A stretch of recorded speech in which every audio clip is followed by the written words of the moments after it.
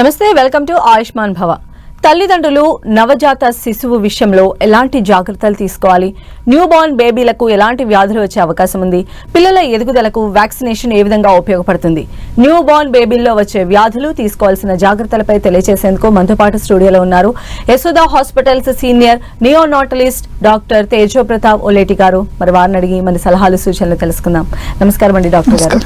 Sir, అంటే నిజంగా అంటే పుట్టిన తర్వాత బేబీని హ్యాండిల్ చేయడం అనేది చాలా టఫ్ టాస్క్ ప్రతి న్యూ పేరెంట్కి, బేబీని హ్యాండిల్ చేయడం అనేది. ఎందుకంటే లాట్ ఆఫ్ ఇన్పుట్స్ వస్తూ ఉంటాయి, ఏది ఫాలో అవ్వాలో తెలియదు. సో అసలు ఏంటి సార్, ఆ పుట్టిన పసికందుని మనం ఎలా సంరక్షించుకోవాలి ఆ టైంలో ఎస్పెషల్లీ? కరెక్ట్ అండి, చాలా మందికి డౌట్స్ అనేది ఉంటాయి. సో మనము మెయిన్ కాన్సన్ట్రేట్ చేయాల్సింది కొన్ని విషయాల మీద, ఎందుకంటే వాటిలో కాంప్రమైజ్ చేయడానికి మనకు కష్టమవుతుంది. ఫస్ట్ థింగ్, బేబీస్ మనకి ఊంబ్లో నుంచి బయటకు వస్తున్నాయి, కొత్త ఎన్విరాన్మెంట్. వాళ్ళు లోపల ఉన్నప్పుడు మన బాడీ టెంపరేచర్ ఎన్విరాన్మెంట్లో ఉంటారు, అంటే 37 degreesలో ఉంటారు. వాళ్ళు సడన్గా రూమ్ టెంపరేచర్కి వచ్చారు అంటే వాళ్ళకి something like they have come to Himalayas. Okay, so అందుకని ఫస్ట్ మనము ఆ వార్మ్త్ అనేది ప్రాపర్గా ప్రొవైడ్ చేయాలి. ఓకే, సో దానికి మంచిగా ర్యాప్ చేయడము, ప్లస్ రూమ్ టెంపరేచర్ మంచిగా మెయింటైన్ చేయడము, too much of ACs fans వాడకపోవడము, ఇటువంటివి ప్రాపర్గా మనం కేర్ తీసుకుంటే వాళ్ళు టెంపరేచర్ లోయర్ సైడ్కి కానీ హయ్యర్ సైడ్కి కానీ పోకుండా ఉంటారు. Second thing, breast feeding.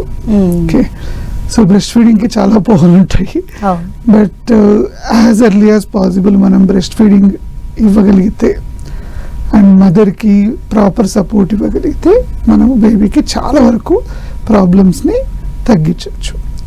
ఇది కాకుండా కొన్ని నార్మల్గా బేసిక్ వ్యాక్సినేషన్స్ అట్ బర్త్ ఉంటాయి మనకి, BCG, hepatitis B, oral polio, ఈ వ్యాక్సిన్స్ ఇస్తాం. దాంతోపాటు కొన్ని స్క్రీనింగ్స్ కూడా ఉంటాయి. ఒక మామూలుగా క్లినికల్ ఎగ్జామినేషన్లో చాలా వరకు మనకు తెలిసిపోతాయి. అవి కాకుండా కామన్గా వచ్చే కొన్ని జెనెటిక్ కండిషన్స్ లైక్ హైపోథైరాయిడిజము, ఇటువంటివి స్క్రీనింగ్ మనం పుట్టినప్పుడే చేసుకుంటే లాంగ్ టర్మ్లో వీళ్ళ మానసిక ఎదుగుదలకి, రొటీన్ గ్రోత్, బాడీ గ్రోత్ కూడా ఉపయోగపడే విధంగా ఉంటుంది. అయితే న్యూ బోర్న్ బేబీ విషయంలో ఫస్ట్ 28 days చాలా కీలకం అని చెప్తారు. ఎందుకు సార్ ఆ 28 daysలో అసలు వాళ్ళలో ఏం జరుగుతుంది? ఇప్పుడు నేను చెప్పినట్లు వాళ్ళు కొత్త ఎన్విరాన్మెంట్కి వచ్చారు. సో డెఫినెట్లీ వాళ్ళకి మన వాతావరణానికి అడ్జస్ట్ కావాలి. సో అన్ని డేస్ పడుతుంది వాళ్ళకి. ఓకే, అండ్ మొదటి 1 week దాంట్లో చాలా క్రూషియల్ అనమాట. ఎందుకంటే లోపల వాళ్ళకి అందుతున్న ఆక్సిజన్ కానీ గ్లూకోజ్ కానీ న్యూట్రియంట్ విధానం వేరు. అంటే మీకు తెలుసు, ప్లసెంటా అనేది బేబీకి మదర్కి మధ్యలో వారధిగా ఉంటుంది. అండ్ దాని నుంచి వచ్చే అంబిలికల్ కార్డ్ నుంచి మనకి ఆక్సిజన్, న్యూట్రియంట్స్ ఇవన్నీ మదర్ సప్లై చేస్తూ ఉంటుంది బేబీకి. కానీ ఒక్కసారి బయటికి రాగానే baby has to adapt to the new environment, plus తనందుకు తను ఫీడింగ్ మంచిగా తీసుకొని ఈ కొత్త స్ట్రెసెస్కి ఆటోమేటిక్గా అడాప్ట్ కావాల్సి వస్తుంది అనమాట.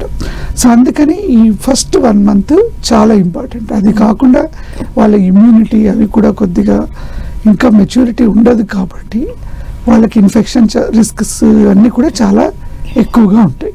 సో అందుకని మనము జాగ్రత్తగా మొదటి నెల రోజులు ఇంపార్టెంట్గా చూసుకోవాలి. అది కాకుండా మీరు స్టాటిస్టికల్గా చూసుకున్నా సరే ఇన్ఫాంట్ మార్టాలిటీ రేట్లో న్యూనటల్ మార్టాలిటీ రేటు చాలా హై ప్రపోర్షన్ ఉంటుంది.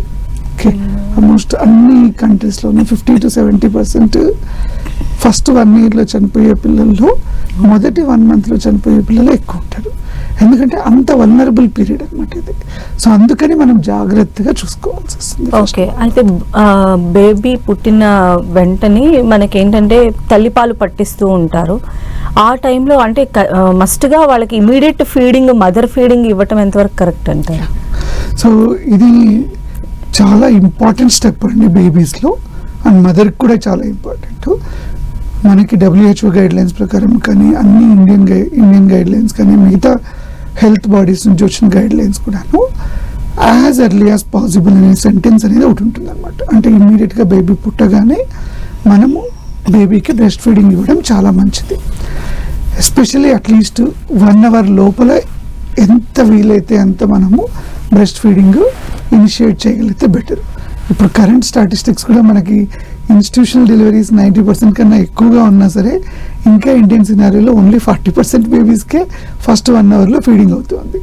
అది చాలా కారణాలు ఉన్నాయి. పర్సనల్కి అవగాహన లేకపోవడము అండ్ ఆ టైంలో కొన్ని ఫ్యాక్టర్స్, ఎన్విరాన్మెంటల్ ఫ్యాక్టర్స్ ఇవి కూడా ప్లే అవుతున్నాయి. కానీ ఫస్ట్ 1 అవర్లో మనం బ్రెస్ట్ ఫీడింగ్ ఇవ్వడం వల్ల మనకి కొలాస్ట్రమ్ అనేది ఏదైతే వస్తుందో దాన్ని లిక్విడ్ గోల్డ్గా మనం కన్సిడర్ చేస్తాం సైంటిఫిక్లో. ఆ కొలాస్ట్రమ్ ఏదైతే ఉంటుందో దాంట్లో చాలా ఇమ్యూనోగ్లోబులిన్స్, స్టెమ్ సెల్స్, కొన్ని ఎంజైమ్స్, హై ప్రోటీన్ కంటెంట్ ఇవి బేబీకి ట్రాన్స్ఫర్ అవుతాయి. సో దానివల్ల బేబీ ఇమ్యూనిటీ పెరుగుతుంది, బేబీకి లో షుగర్స్ అవి రాకుండా హెల్ప్ చేస్తాయి. అండ్ అర్లీగా ఇనిషియేట్ చేయడం వల్ల మదర్కి లాక్టేషన్ సస్టైనెన్స్ అంటే breast feeding, breast milk output ఇవన్నీ ఈజీగా సస్టైన్ అవుతాయి అన్నమాట. మనం usually we recommend exclusive breast feeding అంటే ఇంకా వేరే ఏమీ ఇవ్వకూడదు టిల్ 6 months అని చెప్తాం. 6 months ఆఫ్ ఏజ్ వరకు ఓన్లీ బ్రెస్ట్ మిల్క్ కంటిన్యూ చేయమని చెప్తాం మనం. సో అవి సక్సెస్ కావడానికి ఈ ఫస్ట్ 1 hour లోపల మనం బ్రెస్ట్ ఫీడింగ్ ఇవ్వడం అనేది చాలా ముఖ్యం అన్నమాట. ఓకే, అయితే ఈ తల్లి పాలు ఇచ్చినప్పుడు తల్లుల్లో చాలా డౌట్స్ ఉంటాయి. అంటే ఆ పాలు బేబీకి సరిపోతున్నాయో లేదో అని చెప్పి అనుకుంటూ ఉంటారు. సో అదొక రకమైన కన్ఫ్యూజన్ స్టేట్ లో ఉంటారు. సో అది తెలుసుకోవడం ఎలా అండి డాక్టర్ గారు? సో చాలా మంది ఇది కంప్లైంట్ చేస్తారు, అంటే నాకు ఇంకా మిల్క్ రావట్లేదు, డే 1లో నేను ప్రెస్ చేసినా సరే నాకు మిల్క్ రావట్లేదు అని. సో మనం గుర్తుపెట్టుకోవాల్సింది ఏంటి అంటే లాక్టేషన్ ఫెయిల్యూర్ అనేది చాలా తక్కువగా ఉంటుంది. కానీ అది మనం మంచిగా సక్సెస్ రేట్ చేయడానికి సపోర్ట్ గ్రూప్ అనేది ఇంపార్టెంట్. ఓకే, మనము ఎలా తెలుసుకోవచ్చు మనకి బ్రెస్ట్ ఫీడింగ్ మంచిగా వస్తుందో లేదా అని మదర్కి కొన్ని సైన్స్ మనం చెప్తాం. అంటే బేబీ ల్యాచ్ చేసినప్పుడు ఒక 15-20 minutes మంచిగా ల్యాచ్ చేస్తుంది, దాని తర్వాత కనీసం ఒక 1 to 2 hours బేబీ పడుకుంటుంది, రోజుకి ఒక 4 to 6 times minimum urine pass చేస్తుంది, reasonably good amount. Okay, and మనం రివ్యూకి వెళ్ళినప్పుడు వెయిట్ లాస్ అనేది ఎక్కువ లేదు, వెయిట్ గెయిన్స్ ఐడియా ఉంది అనేది మనకి తెలిస్తే మనం దాన్ని బట్టి బ్రెస్ట్ ఫీడింగ్ అనేది సక్సెస్ అవుతుంది అని చెప్పచ్చు. అది కాక మదర్ కూడా కొన్ని సైన్స్ తెలుస్తాయి. అంటే బ్రెస్ట్లో ఫస్ట్లో ఫీడింగ్ ఇచ్చేక ముందు కొద్దిగా హెవీనెస్గా ఉండి బేబీ తీసుకున్నాక వాళ్ళకి లైట్ ఫీలింగ్ రావడము, ఇవన్నీ కూడా తనకు సైకలాజికల్గా తెలిసిపోతాయి అన్నమాట బేసికలీ. ఓకే, అయితే ఈ బేబీస్కి ఎస్పెషల్లీ పుట్టిన బేబీస్కి ఎన్ని అవర్స్కి ఫ్రీక్వెంట్గా వాళ్ళకి మనము ఫీడ్ చేయాల్సి ఉంటుందండి? సో యూజువల్లీ మేము చెప్పడం యాడ్లిబ్ అంటాం, అంటే బేబీ డిమాండ్ ఎప్పుడు అడుగుతుందో అప్పుడే ఫీడ్ ఇవ్వడం మంచిది అనేది. సో రొటీన్గా చాలా బేబీస్ 2-3 hours ఒకసారి లేచి ఫీడింగ్ అనేది తీసుకుంటారు. ఒక్కొక్కసారి వాళ్ళ స్లీప్ ప్యాటర్న్ ఇంకా మెచ్యూర్ కానప్పుడు they might be little delay, అంటే 4 to 5 hours వరకు కూడా పడుకోవచ్చు. కానీ అది లేచిన తర్వాత బేబీ మంచిగా ఫీడ్ తీసుకోవాలి. సో ఆల్వేస్ బెటర్ దట్కి మనము డిమాండ్ ఫీడింగే బెటర్ ఉంటుంది. ఇనిషియల్ డేస్లో వాళ్ళకి బేబీకి అలవాటు అయ్యేకి, మదర్కి అలవాటు అయ్యేకి కొద్దిగా మనం 4 to 5 hours ఒకవేళ బేబీ పడుకొని ఉంటే ఒకసారి లేపి ట్రై చేయొచ్చు.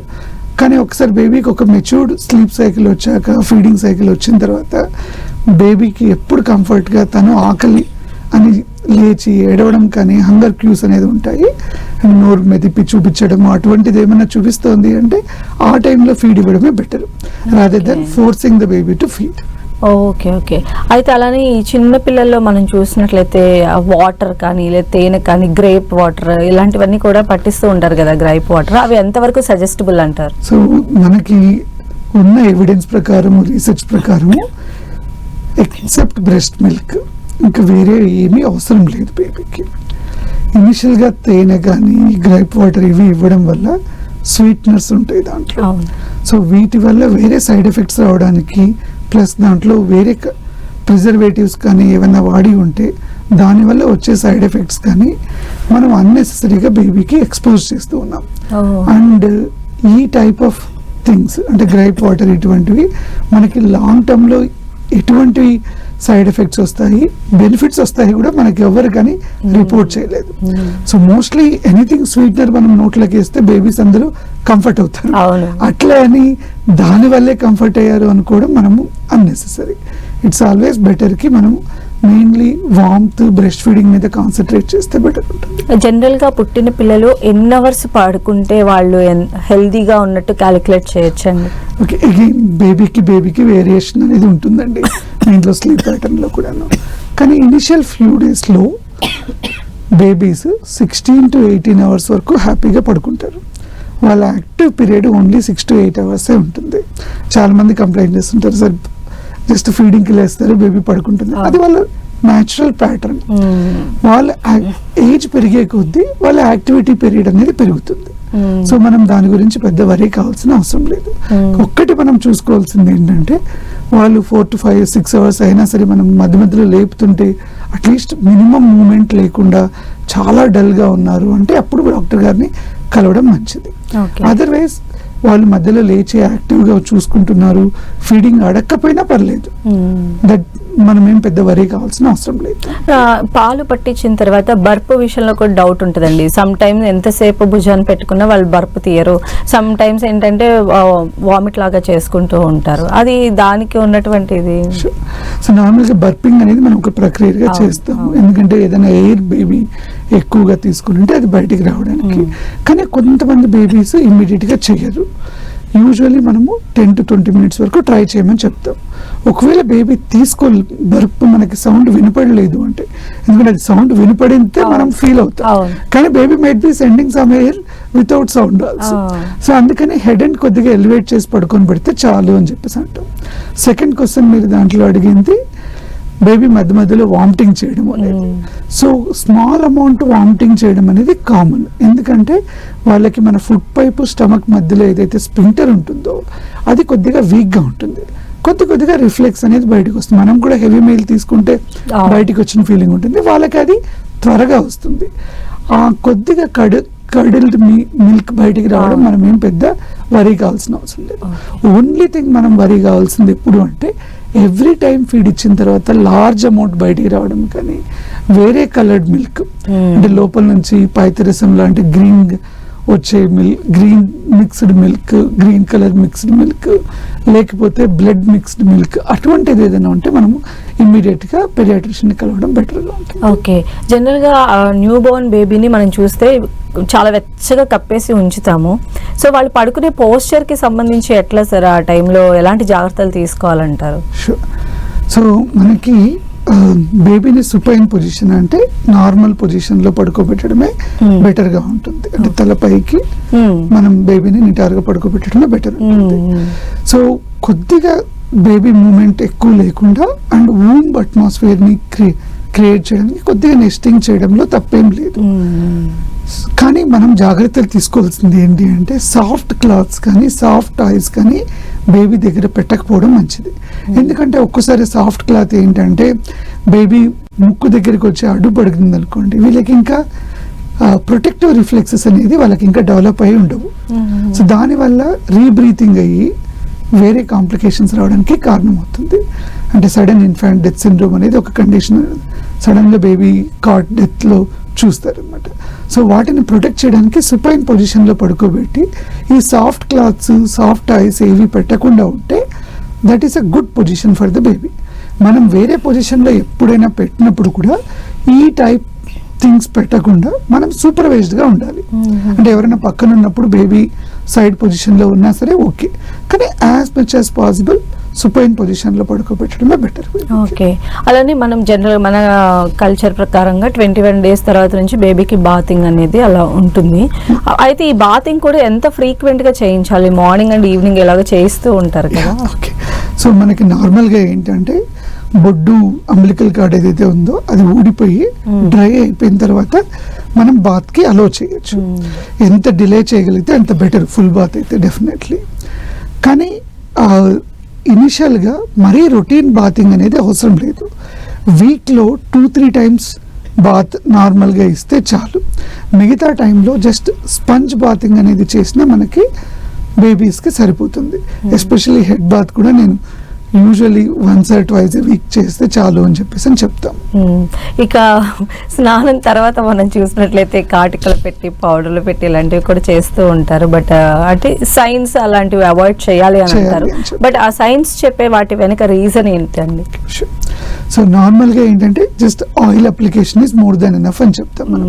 ఎందుకంటే స్కిన్ థిన్గా ఉంటుంది, త్వరగా డ్రై అయిపోతుంది, కాబట్టి మనం ఆయిల్ అప్లై చేస్తే మాయిశ్చర్ కంటెంట్ మంచిగా మెయింటైన్ అయ్యి బేబీ స్కిన్ స్మూత్గా ఉంటుంది, ప్రొటెక్టెడ్గా కూడా ఉంటుంది. మనకి పౌడర్ వేయడం వల్ల ఏమవుతుంది, స్కిన్ మీద ఉన్న పోర్స్, స్వెట్ గ్లాండ్ పోర్స్ కానీ మిగతా గ్లాండ్ పోర్స్ కానీ బ్లాక్ కావడానికి ఛాన్సెస్ ఉంటాయి. దానివల్ల మళ్ళీ ర్యాషెస్ ఎక్కువ రావడము, ఇన్ఫెక్షన్స్కి ప్రోన్ కావడము ఛాన్సెస్ ఉంటాయి. అందుకని వద్దంటాం. కాటుక కూడా అంతే. బేసికలీ దాంట్లో preparation is a different thing. కాటుక ప్లస్ కంటి దగ్గర పెట్టినప్పుడు ఏమవుతుందంటే ఆ పొడి ఏదైతే కాటుక పొడి లోపలికి కంట్లోకి పోవడం వల్ల కంజంక్టివైటిస్ అంటే కళ్ళు ఎర్ర కావడం కానీ ఇటువంటి ఇరిటెంట్ కంజంక్టివైటిస్ అంటాం. సో మనం అటువంటిది better avoid in the beginning. ఏదో వాళ్ళు మన కష్టం ప్రకారం దిష్టి కోసం అలా పెట్టాలంటే చేతి అరచేయి మీద అరికాల మీద పెట్టేస్తే చాలు. ఓకే. అలానే డాక్టర్ గారు, పిల్లలకి ఇప్పుడున్నటువంటి అట్మాస్ఫియర్ ని బేస్ చేసుకొని అంటే వీళ్ళకి చలి పెడుతుందా లేదా బాగా వెచ్చగా ఉందా అనేది ఎలా తెలుస్తుంది అంటారు? అంటే వాళ్ళకి ఏమి స్వెట్టింగ్ ఇట్లాంటివి ఏమి ఉండదు కదా ఆ టైం. సో మెయిన్ ఇండైరెక్ట్లీ మీరు అడుగుతున్నది ఏ టెంపరేచర్ లో మెయింటైన్ చేస్తే రూమ్ టెంపరేచర్ మనకు బెటర్, ఎంత స్వాడ్లింగ్ మనం క్లాతింగ్ ఎలా చేయాలి అనేది. ఓకే. సో దీనికి సింపుల్ టెక్నిక్ మేము పేరెంట్స్కి ఏం చెప్తామంటే మన అరచేయిని తిప్పేసి అంటే ఇటు సైడ్ ఇలా మనము చెస్ట్ మీద ఒకసారి టచ్ చేయాలి, తర్వాత పెరిఫరీస్ని టచ్ చేయాలి మనం. అంటే హ్యాండ్స్ కానీ లెగ్స్ కానీ ఫీట్ కానీ టచ్ చేయాలి. సో మనకి సెంటర్లో ఏదైతే టెంపరేచర్ వెచ్చగా అనిపిస్తుందో అదే టెంపరేచర్ మనకి పెరిఫరీస్లో కూడా ఉండాలి. ఓకే. మనకి సెంటర్లో ఎక్కువ వామ్త్ అనిపించి పెరిఫరీలో మనకంటే హ్యాండ్స్ మీద లెగ్స్ మీద కోల్డ్ అనిపించింది అంటే మన రూమ్ టెంపరేచర్ కొద్దిగా తక్కువ ఉన్నట్లు లెక్క. సో అప్పుడు ఏదో రూమ్ టెంపరేచర్లో ఏమైనా ఏసీ కానీ అట్లా వేసి ఉంటే ఆఫ్ చేయడము, ఫ్యాన్ ఉంటే ఫ్యాన్ కూడా ఆఫ్ చేయడము.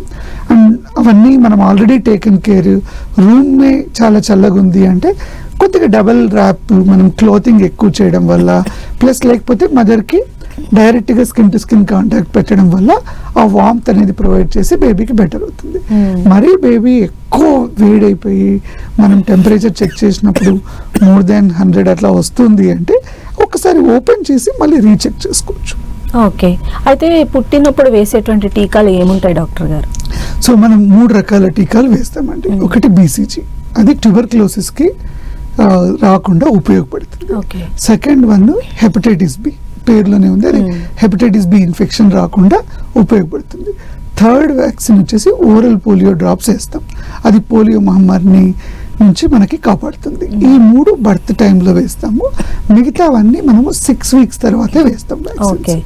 అయితే మనం చూస్తాం పుట్టిన న్యూ బోర్న్ బేబీస్లో జాండీస్ ఎక్కువ కనిపిస్తూ ఉంటుంది, వాళ్ళని సమ్ బాక్సుల్లో అవి ఉంచుతూ ఉంటారు. అంటే ఇది సాధారణమైన విషయమనే చూడొచ్చు అంటారా? వెంటనే అంటే ఎంత ఫాస్ట్గా పేరెంట్స్ రియాక్ట్ అయితే బేబీ అంత సేఫ్గా ఉండొచ్చు? సో మొదటి మనం అందరూ యాక్సెప్ట్ చేసుకోవాల్సింది 70 నుంచి 80% పిల్లలకి ఎల్లోనెస్ అనేది కనపడుతుంది. అంటే సమ్ లెవెల్ ఆఫ్ జాండీస్ అయితే అందరికీ వస్తుంది, కానీ దాంట్లో ఓన్లీ 15 నుంచి 20% పిల్లలకి మాత్రమే ట్రీట్మెంట్ అనేది మనకి అవసరం పడుతుంది. ఇది మనము ఎలా డిసైడ్ చేస్తాం? ఒకటి, ఫస్ట్ డేనే హై లెవెల్ ఆఫ్ లెవెల్ వచ్చింది అంటే మనం ఆ బేబీస్ని కొద్దిగా ఎక్కువ మానిటర్ చేయాల్సి వస్తుంది, వాళ్ళకి ఫోటోథెరపీ అనేది ఇనిషియేట్ చేయాల్సి రావచ్చు. మనకి కొన్ని గైడ్ లైన్స్ ఉన్నాయి, American Academy of Pediatrics, National Health Systems from the UK. So వీళ్ళు మనకి కొన్ని గైడ్ లైన్స్ ఇచ్చారు. బేబీ ఏజ్ని బట్టి అంటే first day, second day, third day, fourth day, fifth day and baby పుట్టిన వీక్స్ని బట్టి అంటే మనకి 40 వారాలు మనం ఇది అనుకుంటాం. బేబీ 35 వీక్స్లో పుట్టిన బేబీకి డిఫరెంట్ కట్ ఆఫ్ ఉంటుంది, 38 వీక్స్లో పుట్టిన బేబీకి డిఫరెంట్ కట్ ఆఫ్ ఉంటుంది. అది కాకుండా మనం కొన్ని బేబీకి ఇంకేమైనా మార్బిడిటీస్ అంటే ఏమైనా డిసీజెస్ ఉన్నాయో చూసుకొని దాన్ని బట్టి మనం కట్ ఆఫ్ అనేది డిసైడ్ చేస్తాం. దానికన్నా ఎక్కువ ఉంటే వాళ్ళకి ఫోటోథెరపీ అనేది మనం ఇస్తాం. ఓకే. అయితే ఈ జాండీస్ కాకుండా పిల్లల్లో ఇంకా ఏవైతే లక్షణాలు కనిపిస్తాయో అవి ఖచ్చితంగా డేంజర్ సంకేతాలను మనం భావించవచ్చు? So 3 things or 4 things are very important. Okay. First thing, feeding ఎలా ఉంది బేబీకి అనేది. ఫీడింగ్ బిహేవియర్ అంటే ఎవ్రీ 2-3 అవర్స్కు ఒకసారి లేచి బేబీ తీసుకుంటుందా లేదా, తీసుకునేటప్పుడు అట్లీస్ట్ ఒక 10-15 minutes బేబీ మంచిగా సస్టైన్ అవుతుందా లేదా, ఇది ఇంపార్టెంట్. బేబీ 6-8 hours అయిపోయింది లేయట్లేదు ఫీడింగ్కి అంటే మీరు వెళ్ళి ఒకసారి చూపించాల్సి వస్తుంది. సెకండ్ థింగ్, ఏదైనా బ్రీతింగ్ డిఫికల్టీ బేబీ చూపించడం అంటే బాగా ముక్కినట్లు చేసి బ్రీత్ చేయడము, గ్రోనింగ్ చేసి సౌండ్ చేస్తూ బ్రీతింగ్ చేసుకోవడము, ఫాస్ట్గా బ్రీతింగ్ చేసుకోవడము, ఇటువంటి లక్షణాలు ఉన్నా సరే అది డేంజర్ సైన్గా తీసుకోవాలి. యాక్టివిటీ, బేబీ యాక్టివిటీ కూడా ఇంపార్టెంట్. మనం మధ్యలో టచ్ చేసినప్పుడు కానీ, స్టిమ్యులస్ ఇచ్చినప్పుడు కానీ, కాళ్ళు చేతులు అట్లా టచ్ చేసినప్పుడు బేబీ అట్లీస్ట్ కొద్దిగా మూమెంట్ అయితే చేయాలి. ఇటువంటిది ఎంతసేపు అయినా బేబీ చేయకపోతే మీరు డాక్టర్ని కలవాల్సి వస్తుంది. ఇది కాకుండా రొటీన్గా ఏమైనా ఫీవర్ వచ్చినా, పర్సిస్టెంట్గా వామిటింగ్ ఉన్నా, అబ్నార్మల్ మూమెంట్స్ ఏదైనా బేబీ చేస్తున్నా సరే మీరు దగ్గరలో ఉన్న పీడియాట్రిషియన్ని ఇమ్మీడియట్గా కలవాల్సి. సో ఆ టైంలో పిల్లలకి ఫీవర్ రావడం ఎంతవరకు నార్మల్ అంటారు సార్? యూజువల్లీ బేబీకి ఫీవర్ అనేది రాదండి. సో ఎందుకంటే వాళ్ళు they are more prone for low temperatures. High temperatures ఉన్నప్పుడు మనం డెఫినెట్గా చూసుకోవాల్సి వస్తుంది.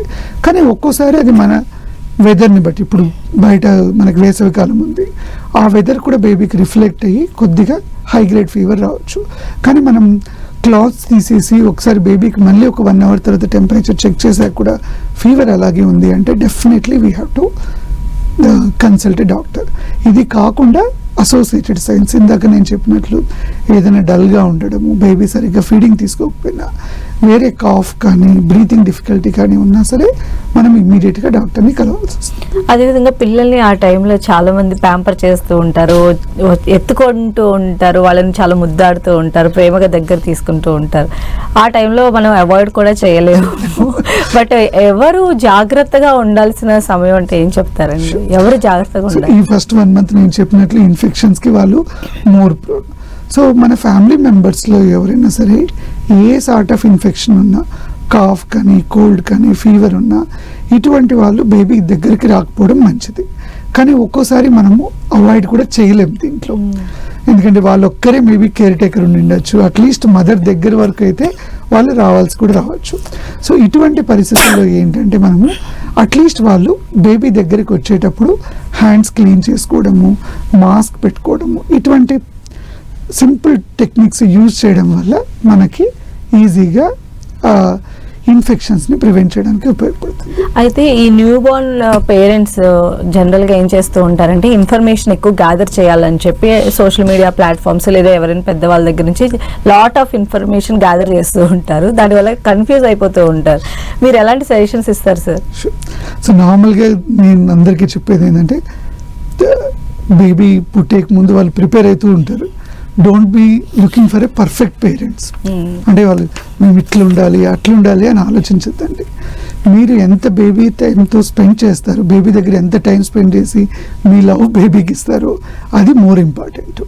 కానీ ప్రిపేర్ అయి ఉండాలి. కొద్దిగా జాగ్రత్తలు ఏమేమి తీసుకోవాలనేది డెఫినెట్లీ ఇంపార్టెంట్. అట్లా అని మిగతా బేబీస్ నాకు 1 weekలోనే 1.5 kilo పెరిగింది, ఆ బేబీ 300 grams పెరిగింది, మా బేబీ 100 grams పెరిగింది అనేది చూసుకోవాల్సిన అవసరం లేదు. మిగతా బేబీస్తో కంపేర్ చేసుకోకూడదు, ఎందుకంటే ఒక్కొక్క బేబీకి ఒక్కొక్క పాత్ అనేది ఉంటుంది.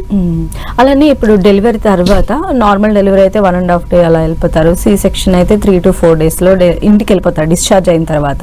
సో అంటే హాస్పిటల్ ఉన్నంత వరకు నియోనాటల్ కేర్ డెఫినెట్గా చూస్తూ ఉంటారు.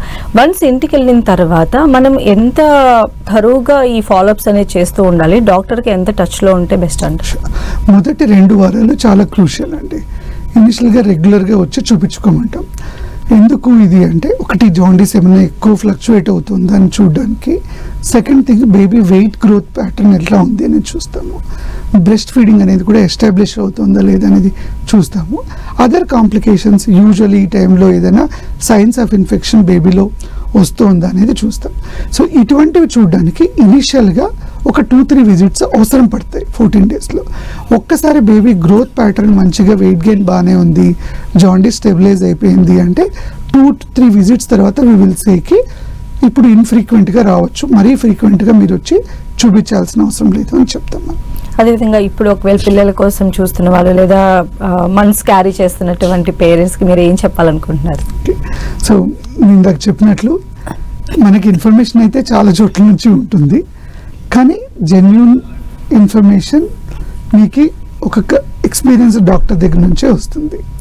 మీరు ఏదైనా సరే డౌట్స్ ఉన్నప్పుడు దగ్గరున్న డాక్టర్ని కన్సల్ట్ కండి. Definitely I will say that all the best for all your parenthood and everything. Don't be worried about small things. మీరు టైం స్పెండ్ చేసే బేబీతో టైం స్పెండ్ చేసి మంచిగా బేబీతో ఇంటరాక్ట్ అవుతే అదే బేబీకి చాలా ముఖ్యము, rather than looking at mini gadgets and information. Thank you so much doctor గారు, ఈరోజు చాలా ఇన్ఫర్మేషన్ మా అందరికి షేర్ చేశారు. Thank you so much. Thank you అండి. ఇది వాళ్ళ ఆయుష్మాన్ భవ. చూస్తూనే ఉండండి 10 TV.